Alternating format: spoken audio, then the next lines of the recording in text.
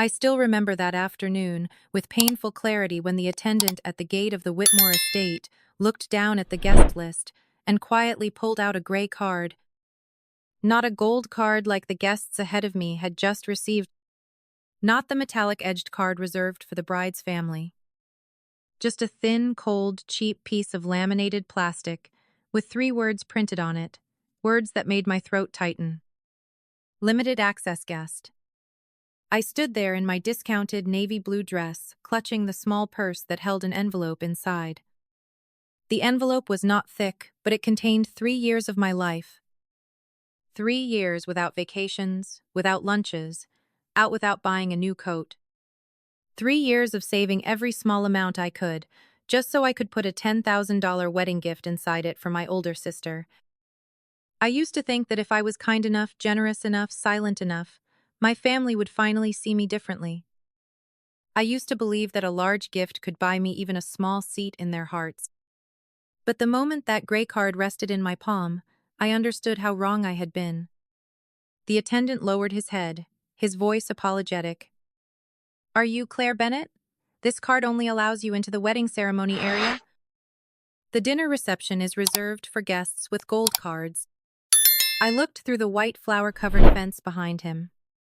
From where I stood, I could see tables draped in ivory cloth, crystal glasses catching the sunlight, and imported flower arrangements rising high, as if love itself needed to be decorated with money. Somewhere inside, my mother was laughing with the guests, and my sister Vanessa was preparing to step into a new life where I was still nothing more than an afterthought. If you have ever felt like you belonged to a family but were never truly seen by them, comment 1. And if this story touches you, subscribe to the channel so you can follow everything that happened that day. Before I could say another word, my mother appeared. Margaret Bennett was wearing a pale pink dress with a diamond necklace, borrowed from a jewelry shop, resting at her throat. She smiled at the attendant, then pulled me by the elbow toward the rose bushes. "Do not make a scene," she said. "What does this card mean?" I asked. My mother leaned closer. "It means you may watch the ceremony, but there is no seat for you at the dinner reception.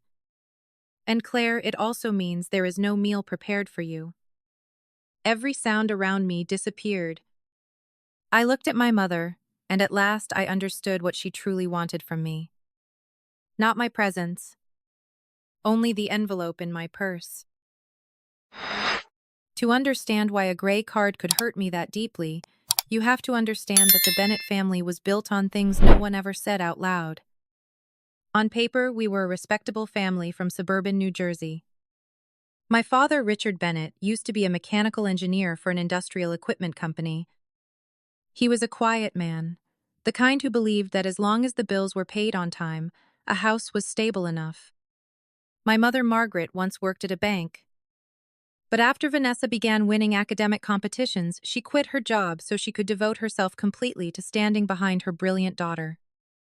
Vanessa was 3 years older than me. From the time we were little, she was the kind of person who could walk into a room and make every eye turn toward her. She was smart, sharp, with her words, knew exactly when to smile, and had a way of making adults believe her future mattered more than anyone else's. My mother called her the pride of the Bennett family. My father did not say much, but every time Vanessa brought home an award certificate, he placed it on the dining table like a family medal. And then there was me. Claire Bennett. The other daughter. Not troubled. Not a failure. Just not bright enough to be celebrated. I studied accounting at a public college, worked for a small logistics company in Queens, and lived in a studio apartment that looked straight at the brick wall of the building next door. I knew how to fix a leaking faucet, sew up my own coat, and calculate my bills before payday came. But in my family, those things were not called resilience. They were simply called normal. From a very young age, I learned to measure love by space. Vanessa's room was bigger than mine. It had a window facing the maple tree in the front yard, built-in bookshelves, and a real wooden desk. My room was at the end of the hallway, so small that when I opened the closet door, its edge touched the bed. Vanessa had birthdays at Italian restaurants, custom-ordered cakes and family photos posted online. My birthdays usually ended with a cake bought in a hurry. The most painful part was not the lack of money. I could understand not having enough money. The most painful part was the way they always managed to find money, time, and tenderness for Vanessa, then turned toward me with tired faces as if I were an unexpected expense. For years I told myself not to be petty. I told myself my parents were just busy, that Vanessa needed more support, that one day if I was obedient enough, useful enough, quiet enough, not to bother anyone, they would realize I was their daughter too. But in that house, some children were loved because they shined. And some children were only remembered when everyone else needed them to stand still in the dark. The first time I truly understood where I stood in my family was on the day of my high school graduation.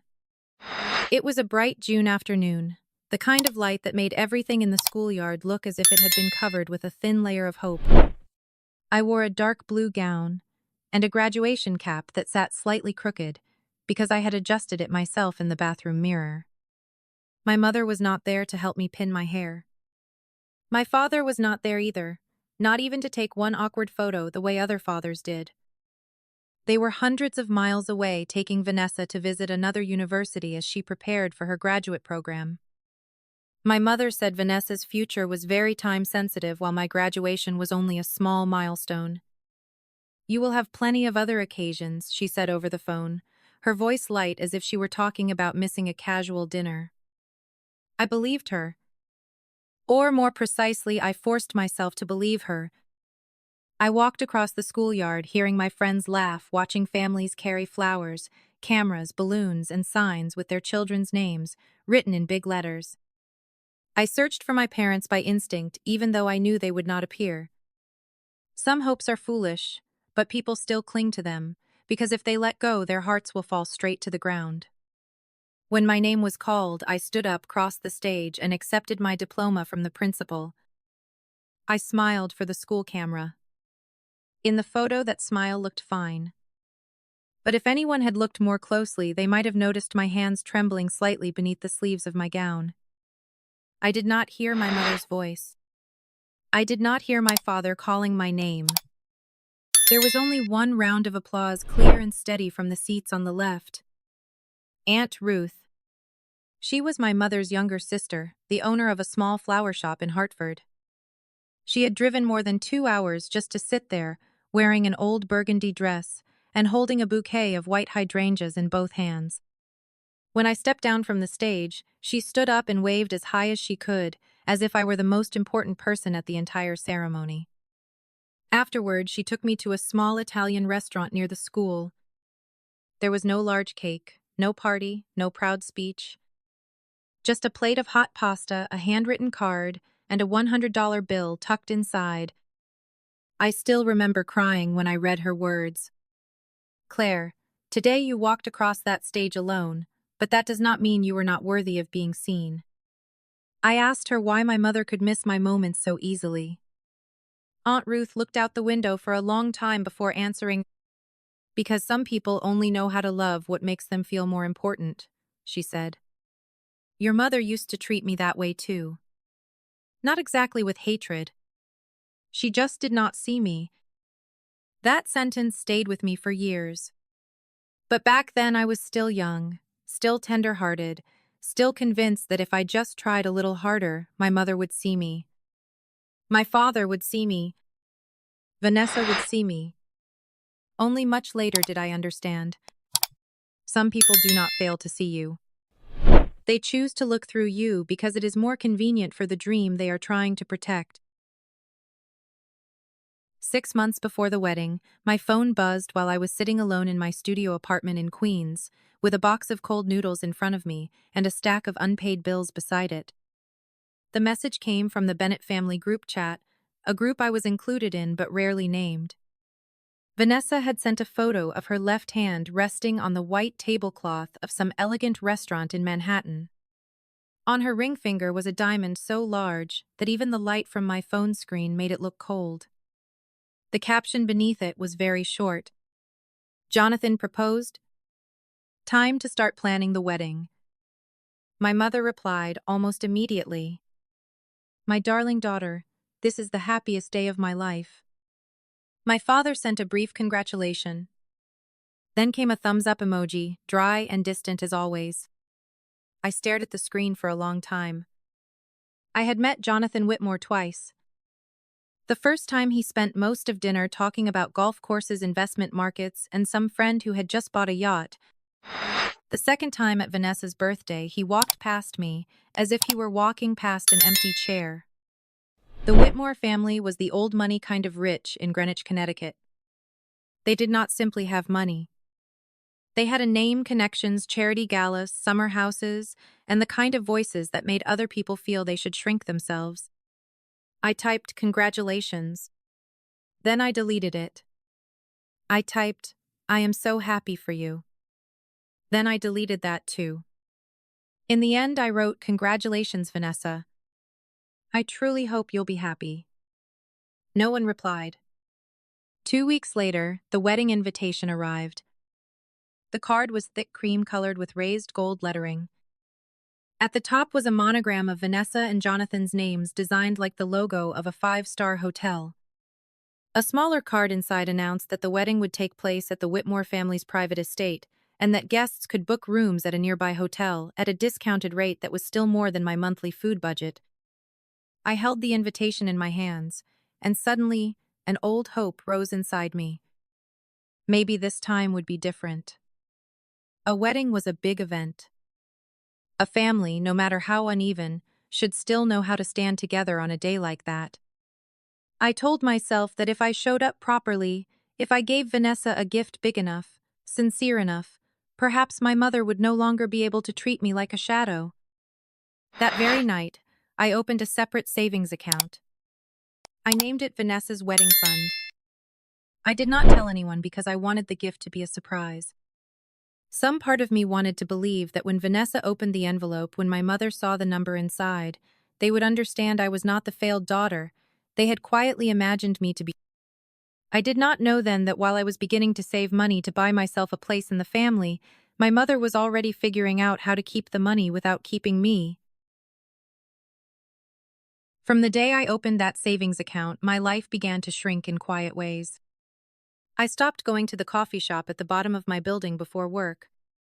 I bought a cheap thermos, made coffee at home, and drank it on the subway among strangers who were also trying to survive in an expensive city. Lunch was usually cold, rice-boiled eggs or leftover pasta from the night before. When my coworkers invited me out to eat, I made excuses about having reports to finish. Then I sat alone and watched the balance in the account slowly rise. I did not tell anyone. Not Sophie, my best friend. Not Aunt Ruth, though she would certainly have told me to stop. And definitely not my mother, because I wanted to keep the small feeling that I was choosing something for myself. That gift was not just money. It was the peace offering I was still foolish enough to want to give. It was my way of saying to Vanessa that even though she had never chosen me, I was still trying to choose her. That winter, the lining of my coat tore. I took out a needle and thread and stitched it under the yellow light, each clumsy stitch pulling the old fabric back together. Just then, my phone lit up with a photo of Vanessa trying on wedding dresses in an expensive boutique. My mother stood behind her, one hand on her oldest daughter's shoulder, her eyes red with emotion. I looked at the photo, then turned off the screen. There are moments when people do not cry because they are jealous. They cry because they realize no one has ever looked at them that way. 3 weeks before the wedding, I went to the bank during my lunch break. The teller asked what I needed the money for, then quickly apologized when she realized the question was too personal. I only smiled and said it was a wedding gift for my sister. When the cashier's check was printed, I stared at the number on it and felt my throat tighten. $10,000. 3 years of saving. 3 years of convincing myself that generosity could change the way I was loved.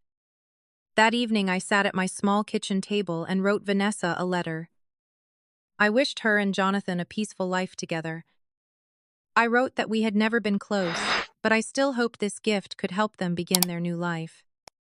I signed my name slowly, as if that signature could prove I existed. Before sealing the envelope, I do not know why, but I took photos of everything.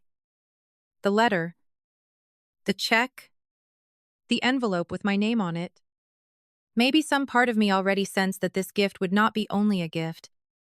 That night, my mother called. Her voice was unusually sweet. "Claire, have you prepared your wedding gift yet? If you have, send the money to me first. I will combine it with your father's and my gift, and we will put everything under one large card." I looked at the envelope on the table. I want to give it to Vanessa myself. The other end of the line went silent.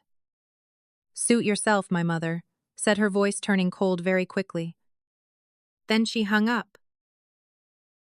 2 months before the wedding, Vanessa held her bridal shower at a luxury hotel in Manhattan.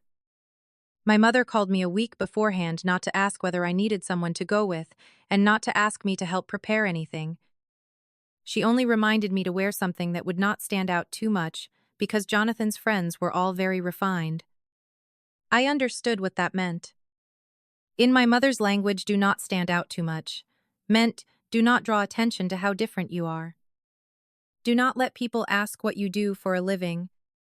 Do not let them realize that the Bennett family had a daughter who did not live on the Upper East Side and did not work in investment banking.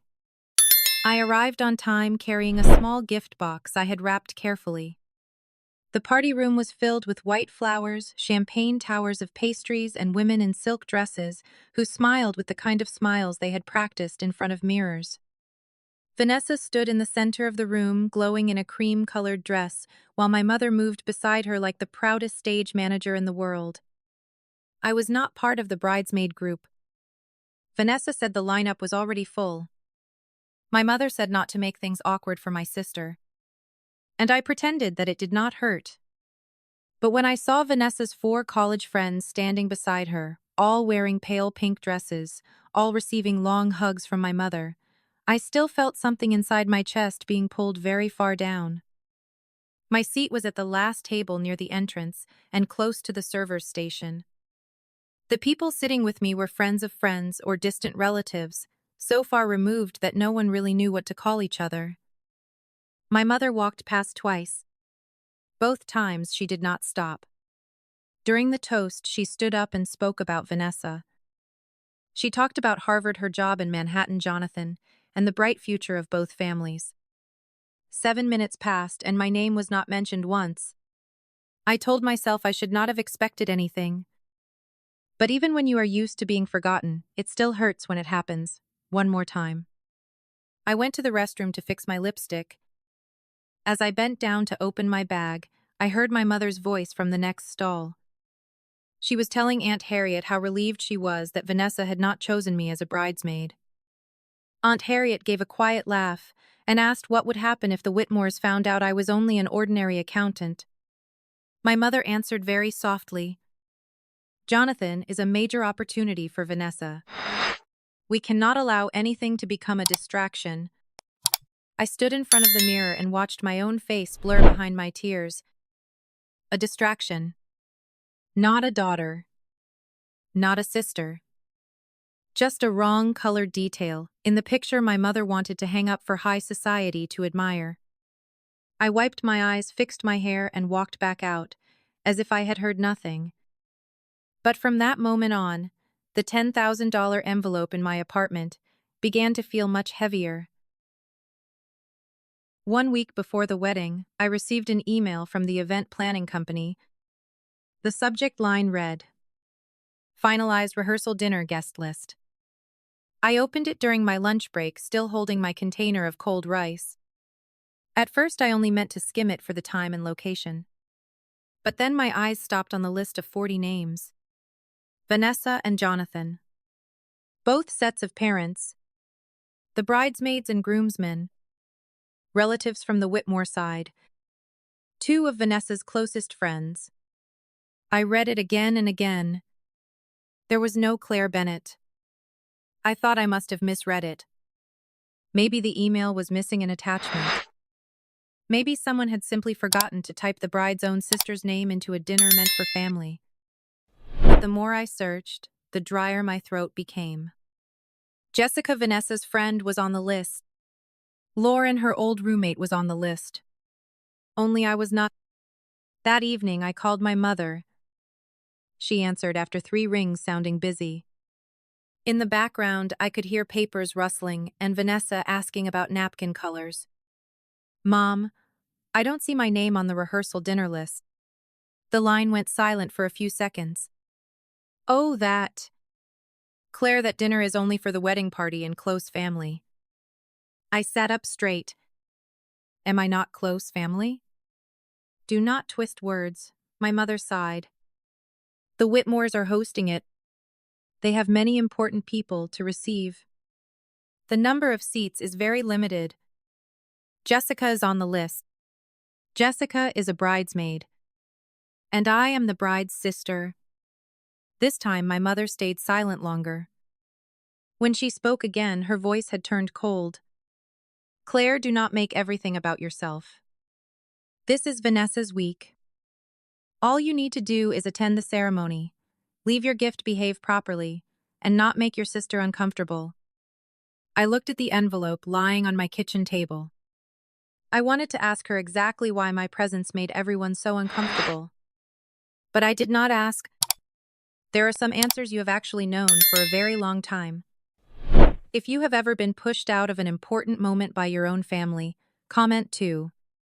And if you want to hear more stories about boundaries, wounds, and how a person learns to stand back up, subscribe to the channel so you will not miss the next part. 3 days before the wedding, Aunt Ruth called. I could hear the sharp clicking of flower shears on the other end of the line. "Claire, do you really still want to go? It is my sister's wedding." "Yes," she said slowly. "But is your sister behaving like your sister?" I could not answer. Aunt Ruth sighed, then told me that when my mother got married, she had also been seated at the last table and introduced as the florist instead of the bride's own sister. "Margaret does not hate you," Aunt Ruth said. "She simply does not see you as useful to the image she wants to build." Those words sent a chill down my spine. Before hanging up, Aunt Ruth promised that if anything happened, she would stay close by. At the time, I only thanked her. I did not yet know how badly I would need that promise. The night before the wedding, I could not sleep. My studio apartment was so quiet that even the hum of the refrigerator sounded like a reminder. On the kitchen table, the white envelope lay beside my keys, my phone, and the small earrings I planned to wear the next day. I had looked at it many times before. But that night, it felt more like evidence than a gift. Close to midnight, my phone buzzed. The caller was Sophie Roberts, my best friend from college. Ironically, Sophie's company was helping support Vanessa's wedding. For months, she had kept everything professional and never told me anything from behind the scenes. So when I saw her name appear at that hour, I knew something was wrong. "Claire," she said, her voice low and shaky. "I need you to stay calm and listen to me." I sat up at once. "What happened?" I was doing one final check of the seating chart. "Your name used to be at the bride's family table. Table number 3. But tonight, when I opened the latest update, your name had been crossed out by hand." For a few seconds, I did not fully understand. I could only hear my own heartbeat pounding in my ears. "What do you mean crossed out?" Sophie swallowed hard. "There is a handwritten note beside it. I took a picture, but Claire, I need to tell you first. The handwriting looks a lot like your mother's." I stood up, my bare feet touching the cold floor. "What does it say?" The silence on the other end lasted too long. "Limited access guest.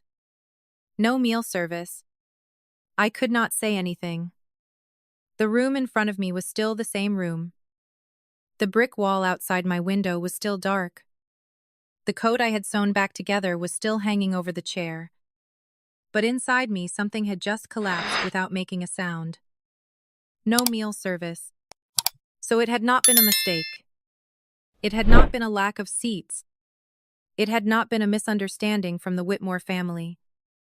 My mother had planned for me to appear just long enough to make the family look complete for my envelope to land on the gift table, and then for me to disappear before the dinner began. My phone buzzed again. Sophie sent the photo.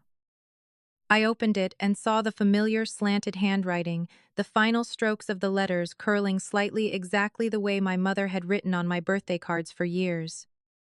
I had once kept those cards as proof that she still remembered she was my mother. Now that same handwriting proved she had not merely forgotten me. She had calculated me. Sophie apologized. I told her it was not her fault. After we hung up, I sat on the kitchen floor for a very long time, holding the envelope in my hands, my eyes so dry they hurt. Strangely, I did not cry. Maybe the part of me that had been waiting to be loved was already too tired to have any tears left. Near dawn, I stood up. I took photos of everything. My mother's message asking me to send the money to her first, the seating chart, the cashier's check, the letter, the envelope. I saved them all in a separate folder on my phone. Then I ironed my navy blue dress, cleaned my old shoes, and placed my purse on the table. If my mother wanted to perform one final play tomorrow, I would go and watch it. But this time I would not arrive empty-handed. The next morning I woke before my alarm. Light slipped through the thin curtains and fell across the navy blue dress hanging neatly from the closet handle. I had barely slept all night, yet my mind felt strangely clear. Not the clarity of peace, but the calm that comes after someone has been hurt too many times and finally stops trying to lie to herself. I kept my makeup very light. A thin layer of foundation, soft lipstick, waterproof mascara. I did not want my face to look like a plea. I also did not want my tears, if they fell, to become something my mother could use to say I was losing control. Before leaving, I opened my purse and checked one last time. The white envelope was still there beside the phone that held all the evidence. The train ride from the city to Connecticut felt longer than usual. I sat by the window watching the buildings grow lower, before giving way to trees, lawns, and houses with white fences. The woman sitting across from me held a large wedding gift box and smiled at someone on her phone from time to time. I looked at her gift box and wondered whether she had been invited to dinner. From the station, I took a taxi to the Whitmore estate. The driver whistled as the car turned onto a long white gravel road lined with perfectly trimmed trees. "Big party, huh?" he said. I looked through the window. In the distance stood a white mansion with tall columns, a gray-tiled roof, and a lawn wide enough to be a park. Sleek black cars were parked in rows, each one looking as though it cost more than my entire yearly salary. "Yes," I said. "Very big." At the entrance gate, two attendants in black suits stood behind a table covered with a white cloth. On the table were stacks of guest cards arranged alphabetically. I stood behind an older couple. They gave their names, received gold cards, and walked inside with the ease of people who had never had to wonder whether they were welcome. Then it was my turn. The attendant asked for my name. Claire Bennett. He checked the list. His finger paused a little too long. Then he bent down and pulled a gray card from beneath the table. No gold edge. No pretty ribbon. Just a cold piece of plastic, clearly marked, "Limited access guest." "Miss, this card allows you into the ceremony area. The dinner reception is reserved for guests with gold cards." I looked at him. I am the bride's sister. His face flickered with sympathy. "I'm sorry. I'm only following the list." At that exact moment, a hand landed on my elbow. My mother appeared in her pale pink dress, the scent of expensive perfume drifting around her like a veil over the truth. She smiled at the attendant, then pulled me toward the rose bushes. "Do not make a scene here," she said, very quietly. I lifted the card. "How are you going to explain this?" She glanced around to make sure no one could hear. "Claire, you are still allowed to watch the ceremony." The dinner simply does not have enough seats. The Whitmores have many important guests, people connected to Jonathan's work and reputation. So I am not important. Her lips tightened as if my question were childish. Do not say it that way. You only need to attend the ceremony, leave the envelope on the gift table and go home. Vanessa will understand. I looked at her for a long time. In that moment, all the old years came back to me. But they no longer made me weaker. They only made everything clearer. You want me to leave the money, I said. But you do not want me to sit at the table. My mother leaned closer, her voice cold as stone. Do not be selfish on your sister's day. I nodded very slowly. Fine. I will not make a scene. My mother exhaled in relief. She thought she had won. She did not know I had come there to end a role I had been playing my entire life. I walked into the ceremony garden with steadier steps than I had expected from myself. On both sides of the aisle were rows of chairs covered in white fabric with a small sprig of flowers placed on each seat. Guests with gold cards were guided to the front rows where the chairs had thick cushions and handwritten name cards. I was directed to the back near the side exit, where a few simple folding chairs had been placed, like an afterthought. I sat in the last row. From there I could see my father's back in the front row. Richard Bennett was wearing a gray suit, his shoulders slightly stiff, both hands resting on his knees. My mother sat beside him, leaning toward a woman wearing a strand of pearls. She was smiling softly. The kind of smile she had never once given me. Then the music began.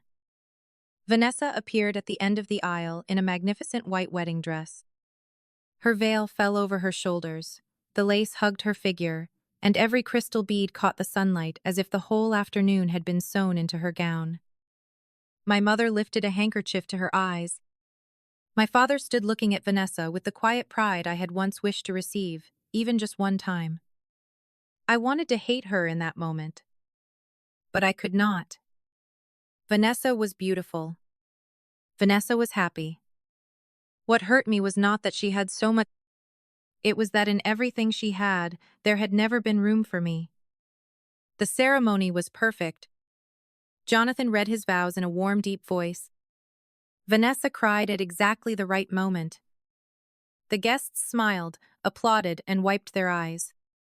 When they kissed, the entire garden stood to celebrate.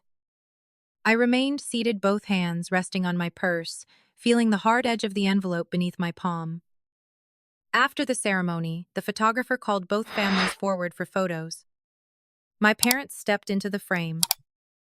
Vanessa linked her arm through Jonathan's. The Whitmores stood beside them, polished and calm. Then the photographer asked, "Is there anyone else from the bride's family?" My mother turned her head very quickly. Her eyes passed over me. Then she turned back with a perfect smile.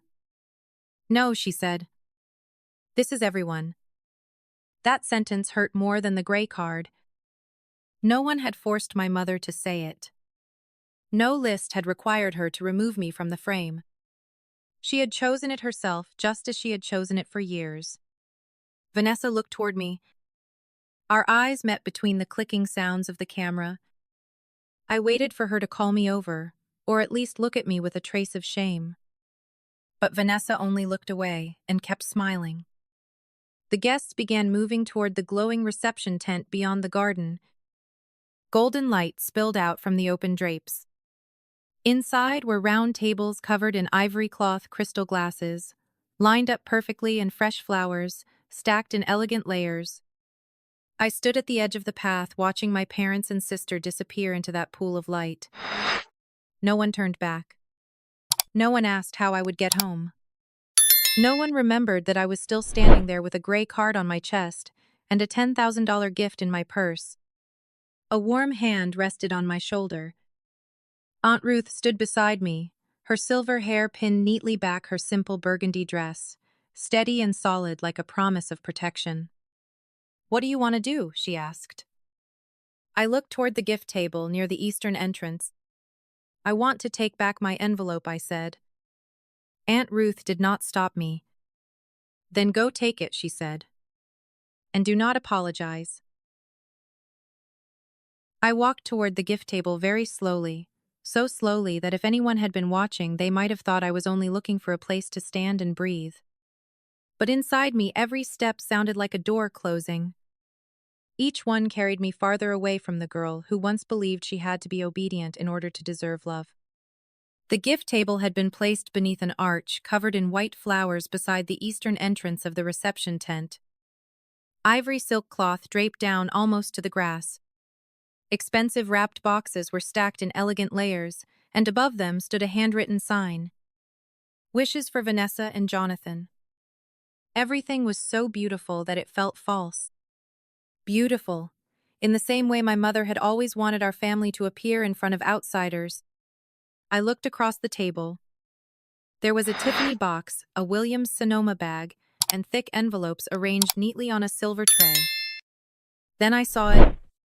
My white envelope sat near the left edge, partly hidden behind a large gift box. The sight of my own handwriting on the front made my heart ache. Claire Bennett. For Vanessa and Jonathan. 3 years of my life were lying there, quiet as a request to be accepted. I reached out. If you were in that moment, would you leave silently, or take back what belonged to you? Comment 1 if you would leave, and comment 2 if you would face it. And if you want to know what Claire does next, subscribe to the channel before the story enters its real turning point. My hand did not shake when I picked up the envelope. That surprised me. I thought I would panic. I thought I would hear my mother's voice in my head calling me selfish. I thought guilt would rise in me the way it always did whenever I dared to want something for myself. But no. For the first time in many years, all I felt was clarity. The gift had not been opened. The check had not been handed over, and my self-respect no longer belonged on that table. I slipped the envelope into my purse. "Claire." My mother's voice came from behind me, sharp and cold. I turned around.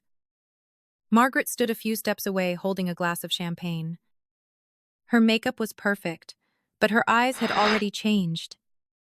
She looked at my purse, then at the gift table. "What are you doing?"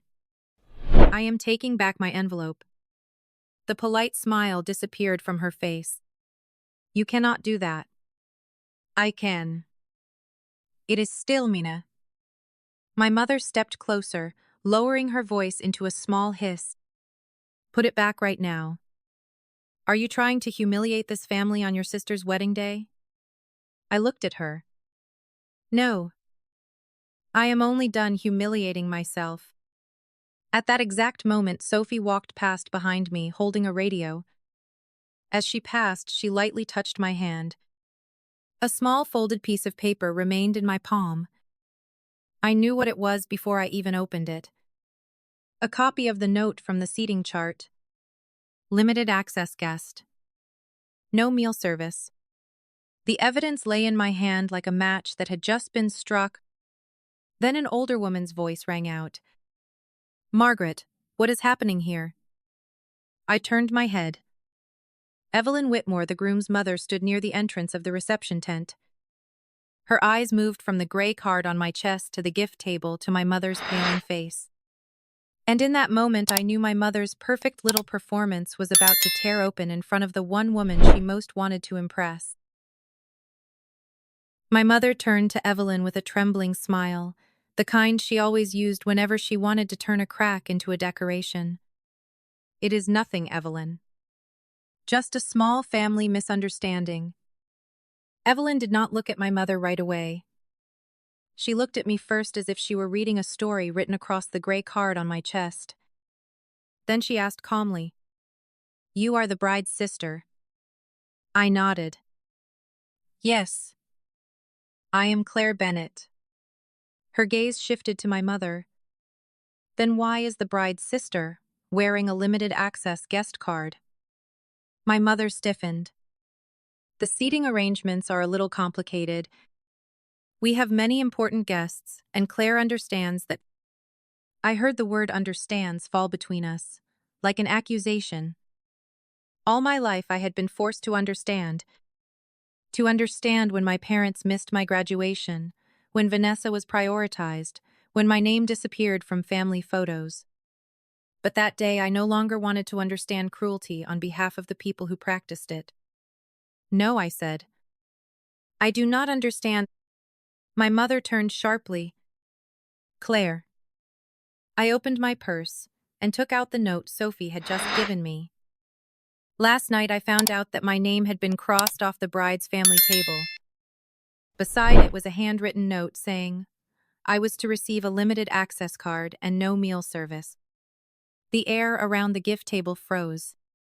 Several guests stopped walking. A server paused with a tray of champagne. Inside the reception tent, voices and laughter still carried on, but near us, every sound seemed to sink lower. Evelyn held out her hand. May I see it? I placed the paper in her hand.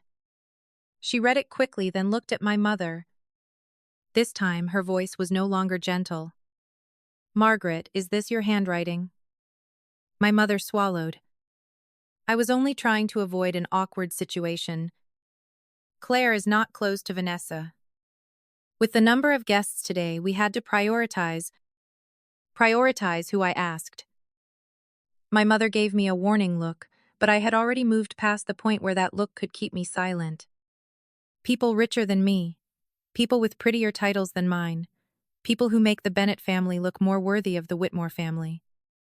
A murmur spread through the guests nearby. My mother went pale. At that moment, Vanessa appeared at the entrance of the tent, her wedding dress trailing over the grass. What is going on? I took the white envelope from my purse and held it up. I am taking back my wedding gift. Vanessa looked at the envelope, then at me. Are you kidding? No. This is a $10,000 cashier's check. I saved for 3 years to give it to you. I skipped vacations, meals out, and small things other people might never have to think twice about. I did it because I still wanted to believe you were my family. Vanessa's expression shifted.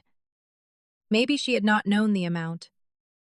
Maybe she had known, but had never thought about what it cost me to gather it. I lifted the gray card. But today I came here and learned that I was only allowed to watch the ceremony. I was not allowed to sit for dinner. I was not allowed to be in the family photos. I was not allowed to enter the reception. So this gift should go back to the person who paid for it. Vanessa turned toward my mother. You said this was just a seating issue. Evelyn cut in coldly. No, Vanessa. This was an intentional decision. My mother's voice shook. Everyone is making this bigger than it is. Claire has always been sensitive. For the first time, that sentence did not hurt me. It only sounded small. No, Mom, I said. I am not sensitive. I have simply stopped letting you call my pain an inconvenience. No one said anything for a few seconds after my words. Even the music inside the reception tent seemed to grow quieter, revealing the sound of wind brushing through the white ribbons on the arch. My mother stood under the eyes of the guests, her face stiff. Vanessa stared at the paper in Evelyn's hand, as if it had suddenly become the strangest thing in the world. Claire, you are ruining my wedding day, Vanessa, said her voice breaking. I looked at her. For the first time, I did not rush to soothe her first. I did not hurry to apologize. I did not shrink myself down, so she could remain untouched in her perfect white dress. No, I said. I am only giving this day back its truth. Vanessa shook her head as tears spilled over. I didn't know Mom would go this far. But you knew I wasn't a bridesmaid. You knew I wasn't invited to the rehearsal dinner. You saw me standing outside the reception tent just now, and you looked away. That silenced her. Some truths do not need evidence, because the person being spoken to remembers exactly what they did. My mother stepped forward, her voice sharpening with panic. Enough, Claire. You have taken back the money. You have made everyone look at us like a joke. Now leave before you cause any more pain. I almost laughed. After everything she had done, I was still the one causing pain. That was how my mother had won for so many years. She pushed people down, then cried when they stood up too loudly. I placed the envelope back into my purse and zipped it closed slowly. That small sound rang clearly through the silence between us. I will leave, I said. But I will not leave as someone guilty. My mother stared at me. If you walk out of here today, do not ever come back to the Bennett family again. My father was standing not far away. I did not know when he had arrived. He looked at my mother, then at me. In his eyes was something that resembled regret, but his feet stayed where they were. I had waited 32 years for that man to step toward me. That day I waited a few more seconds. He did not move. And strangely, it did not destroy me. It only closed the final door. I turned back to my mother. "Mom," I said, very quietly, but loud enough for those nearby to hear, "I was never truly inside this family. Today I am only stopping myself from pretending I had a place." My mother went pale. Vanessa broke into tears. My father lowered his eyes. And Evelyn Whitmore looked at me with a silence I did not know whether to call pity or respect. Aunt Ruth stepped beside me and placed a hand on my shoulder, just as she had done on my graduation day. "Let's go, sweetheart," she said. I nodded. No bowing. No more explanations. No apologies. I walked past the gift boxes, past the gold-lettered sign wishing blessings for Vanessa and Jonathan, past the guests who were avoiding my eyes because they did not know whose side they should be on. As I left the garden, I heard my mother begin to cry behind me. In the past, that sound could have pulled me back. But that day, for the first time in my life, I left it where it belonged. Behind me was a dazzling wedding.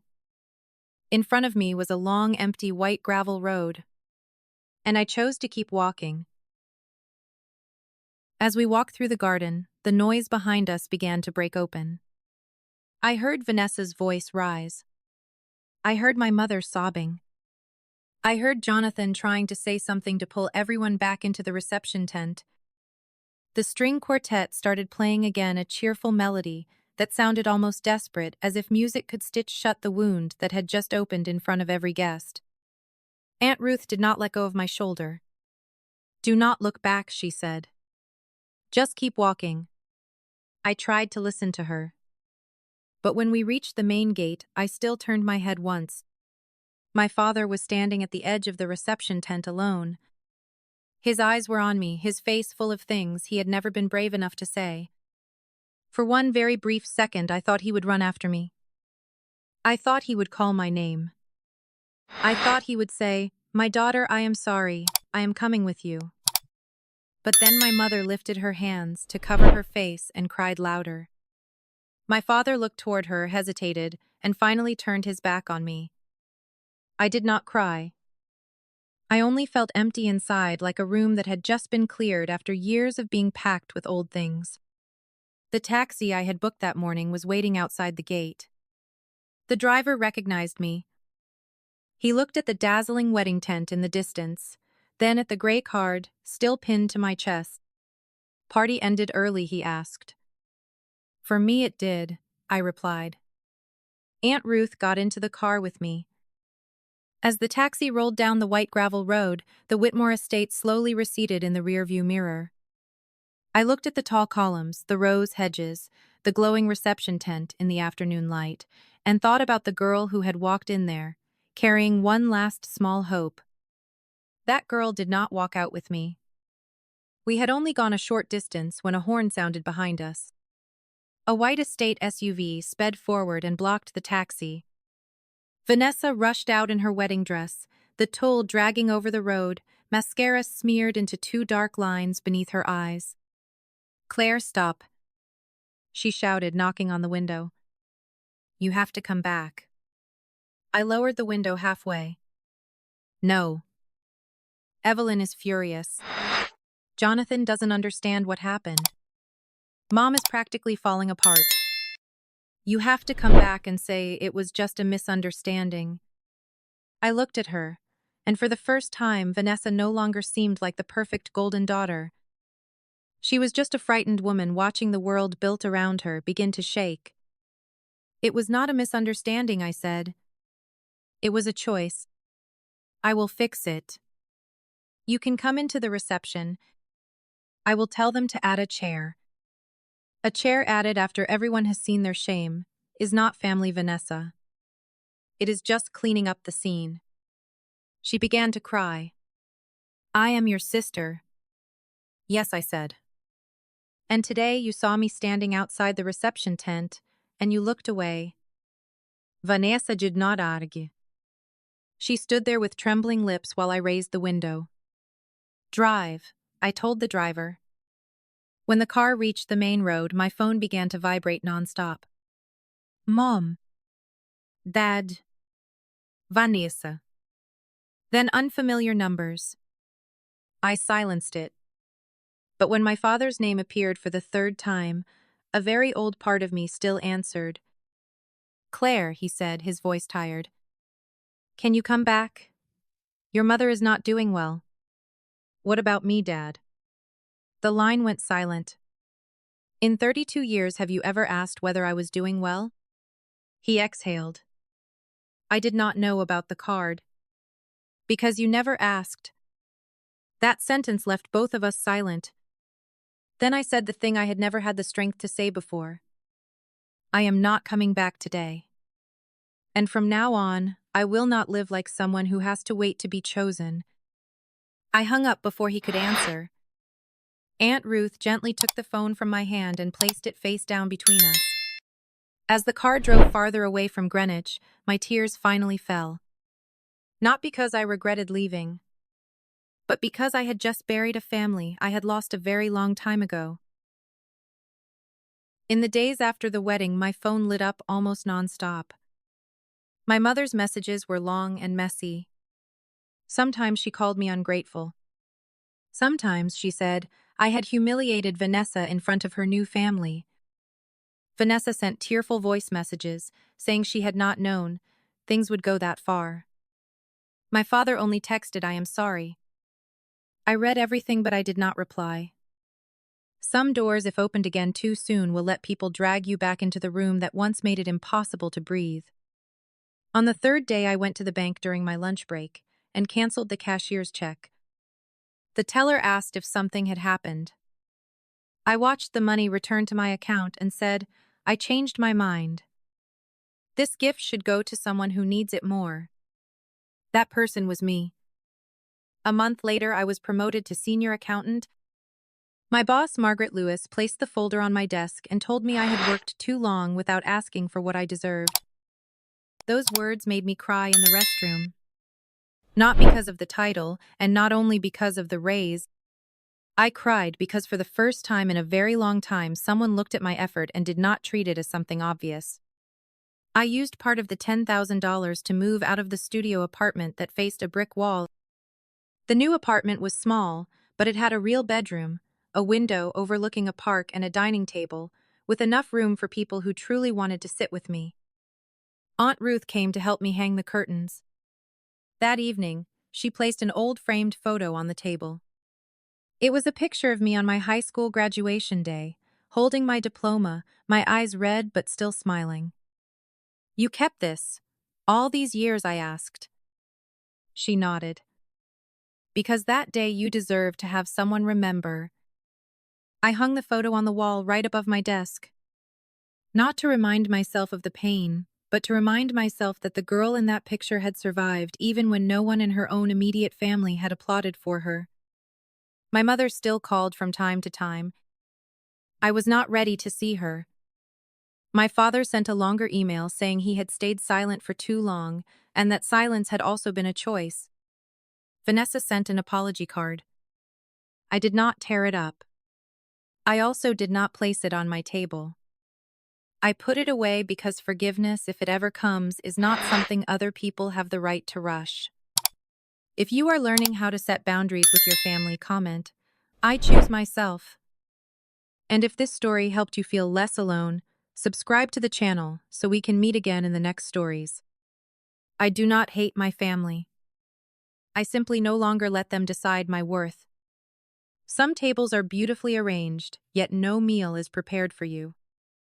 And some days the bravest thing is not sitting down and enduring it.